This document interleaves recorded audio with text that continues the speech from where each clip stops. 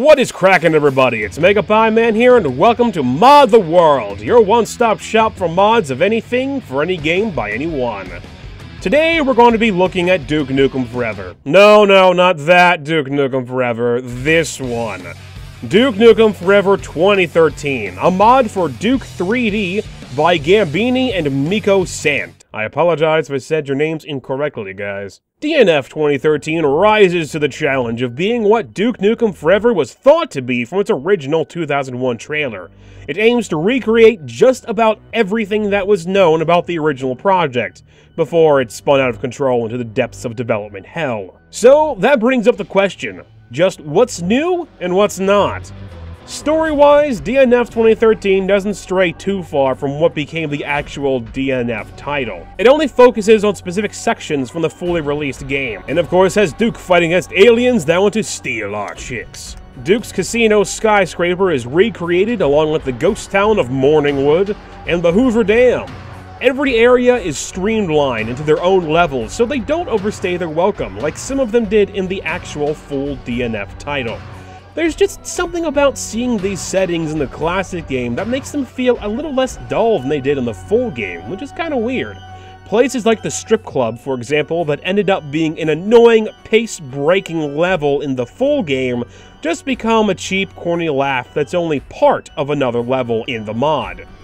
There's also the introduction of new enemies, weapons, and vehicles. In addition to the aliens from the original Duke 3D, you'll run across Terminator robots, as well as parasite-controlled soldiers, among other new baddies.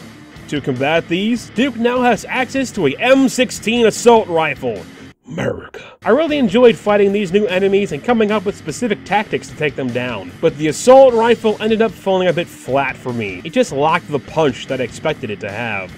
As I mentioned before, DNF 2013 does have a vehicle mechanic in it, though nothing quite as annoying as the monster truck from the full game with its, 0.3 miles per gallon. In DNF 2013, Duke now has access to a fire red motorcycle, complete with horrible handling and removing your ability to shoot while riding.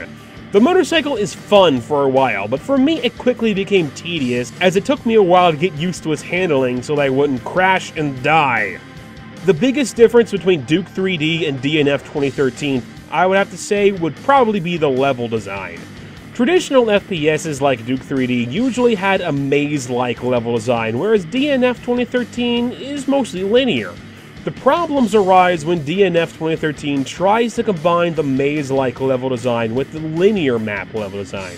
I found myself having some issues figuring out where I was supposed to go at certain points. One in particular, I had to refer to a walkthrough on YouTube. By the way, thanks to PagB66 for uploading his playthrough of the mod. Otherwise, I never would have found out that you can blow this wall up with an RPG, or how to get through this stupidly dark section.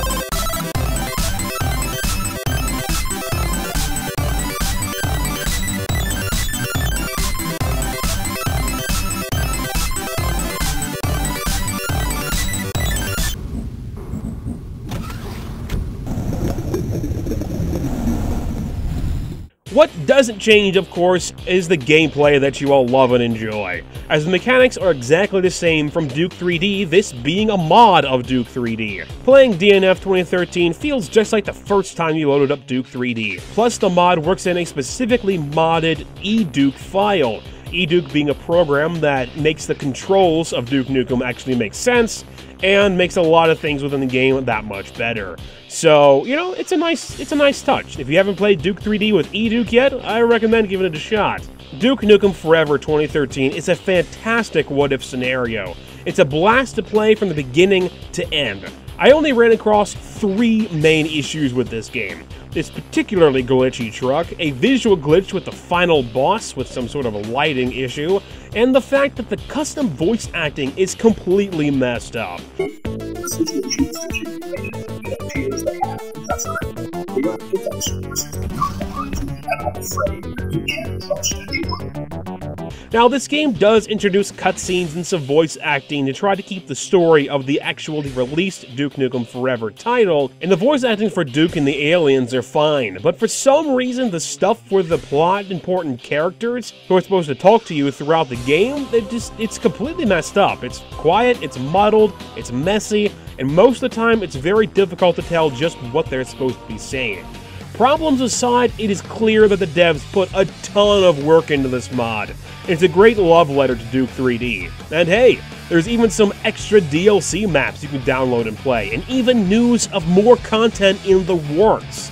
The mod's also very easy to get running. Just download it, extract it to its own folder, drop your duke3d.grp file into the folder you extracted the content to, and run the bat file. And there you go. Thank you guys for watching this episode of Mod the World. If you enjoyed this video, be sure to leave a like so that I know. I've been MegapieMan, and I'll talk to you guys later. Now, are there any damn questions?